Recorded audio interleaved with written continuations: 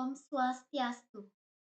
Halo semuanya, jadi pada video presentasi ini saya ingin membuat video mengenai penugasan LKM. Sebelum itu, izinkan saya untuk memperkenalkan diri terlebih dahulu. Perkenalkan, nama saya Niluh Intan Cahyani Putri Semara Indra dengan NIM 25530110003, Prodi Kimia Terapan, jurusan Kimia, dan Fakultas Matematika dan Ilmu Pengetahuan Alam. Jadi, pada LKM 4 ini memiliki judul sebagai Pura atau Tempat Suci dan Catur Marga Yoga, yang dimana Catur Marga Yoga merupakan 4 jalan untuk menghubungkan diri dengan Tuhan Yang Maha Esa atau Ide Sang Hyang Widiwasa. Pertanyaan pertama, sebutkan dan beri contoh dalam perayaan Nyepi dan Ngembak Geni pelaksanaan Catur Marga itu. Jadi, kedua hari raya ini dengan Catur Marga Yoga serta bagian-bagiannya merupakan saling berhubungan. Untuk hubungannya akan dijelaskan dalam jawaban berikut. Yang pertama, Bakti Marga Yoga. Pada pelaksanaan Hari Raya Nyepi, berkaitan dengan ajaran Bakti Marga Yoga, yaitu melakukan persembahyangan dengan tulus ikhlas di rumah.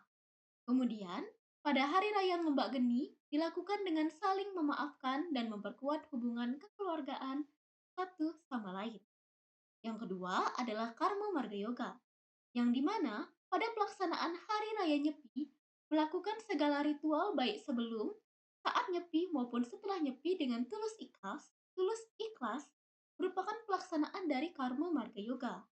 Hari Raya Nyepi ada Hari Raya Ngembak Geni sebagai hari raya yang dirayakan setelah Nyepi, yaitu dengan ikut serta dalam kegiatan pembersihan pura setelah melakukan persembahyangan, yang dimana merupakan bentuk pelaksanaan dari Karma Marga Yoga.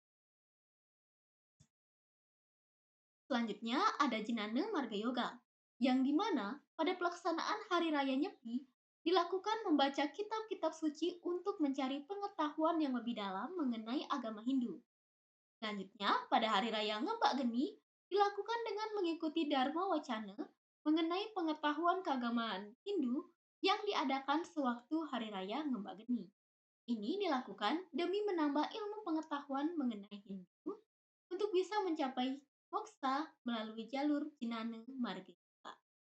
Selanjutnya adalah Raja Marga Yoga, yang dimana sewaktu pelaksanaan Nyepi bisa melakukan tapo brata dan meditasi untuk memusatkan pikiran kepada Sang Pencipta, dikarenakan suasana saat Nyepi yang juga sunyi dan sepi sehingga mendukung pelaksanaan tersebut. Pada Hari Raya Ngembak Geni bisa dilakukan introspeksi diri atas apa yang dilakukan sebelumnya dan mulai rutin untuk melaksanakan meditasi. Selanjutnya, pertanyaan kedua, berikan contoh konkret sloka dalam Bhagavad Gita bab 7 ayat 21 ini. Yo yo ya yai tanui bakte uradayar citum icati asya tasya calai uradai tam eka vidamai aham.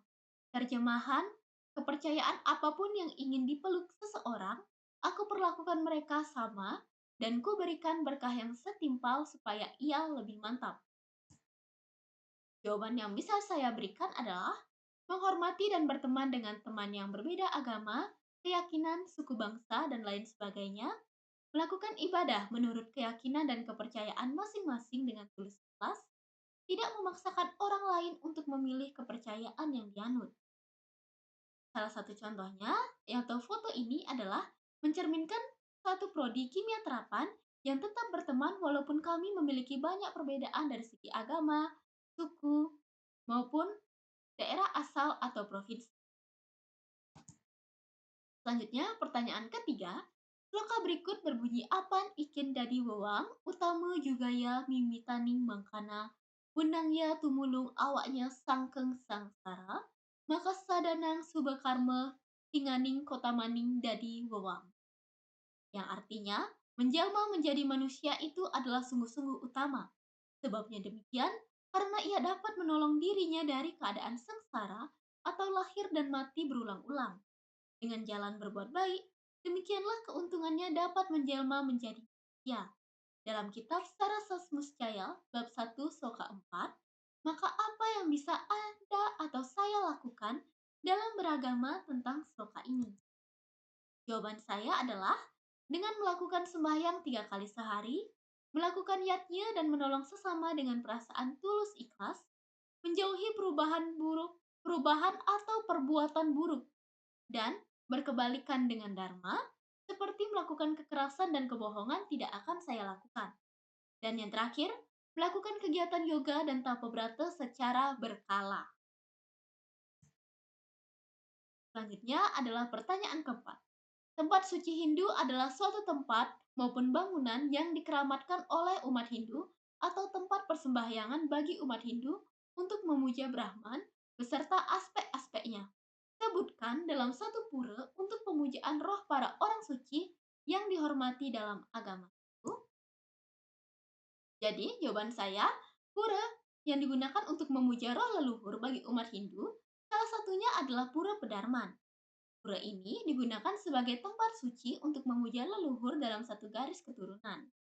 Roh leluhur ini juga menjadi roh orang suci yang dihormati. Pura Pedarman lebih fokus pada penghormatan kepada leluhur Raja-Raja Bali dan terletak di Pura Besaki.